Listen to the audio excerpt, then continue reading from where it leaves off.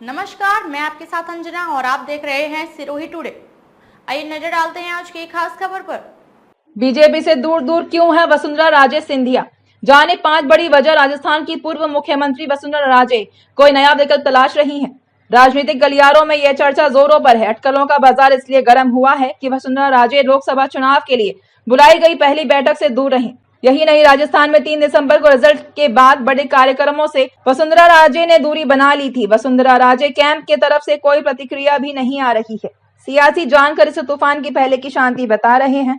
इस बार भजन लाल शर्मा कैबिनेट में वसुंधरा राजे के करीबियों को एंट्री नहीं मिली है। सियासी जानकारों का कहना है कि माना यही जा रहा है कि सीएम नहीं बनाए जाने से वसुंधरा राजे नाराज हैं। हालांकि वसुंधरा राजे चुप हैं। हाव भाव से भी संकेत नहीं मिल रहे हैं कि राजस्थान की राजनीति में क्या होने जा रहा है।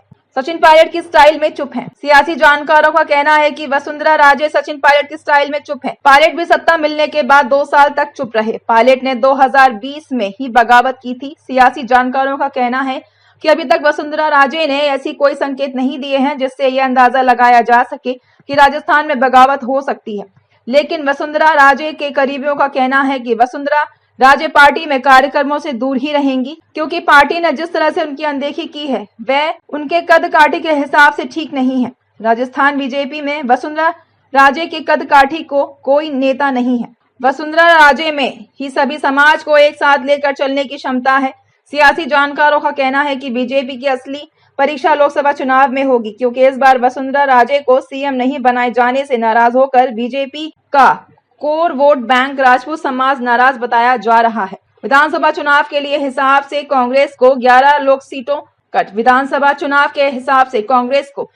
लोकसभा सीटों पर बम्पर जीत मिली थी, जबकि बीजेपी 14 लोकसभा सीटों पर आगे रही थी। बीजेपी लगातार राजस्थान में 25 सीटों को जीतती आ रही है, लेकिन सियासी जानकारों का कहना है कि इस बार मुकाबला कांटे का है। सचिन पायलट की स्टाइल में चुप हैं।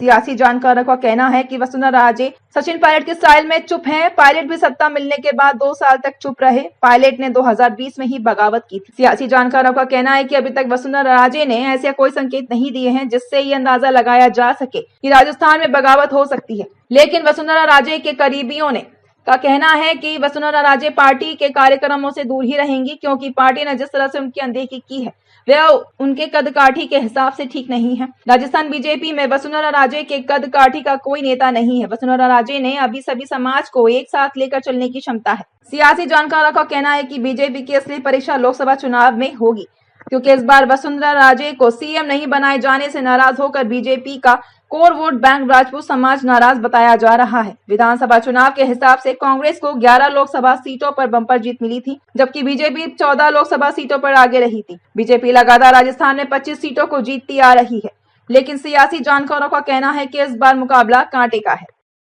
खबरों में अब तक के लिए बस इतना ही। फिर होगी आपसे मुलाकात ऐसी एक खास खबर के साथ। तब तक के लिए नमस्कार और देखते रहिए सिरोही टुडे।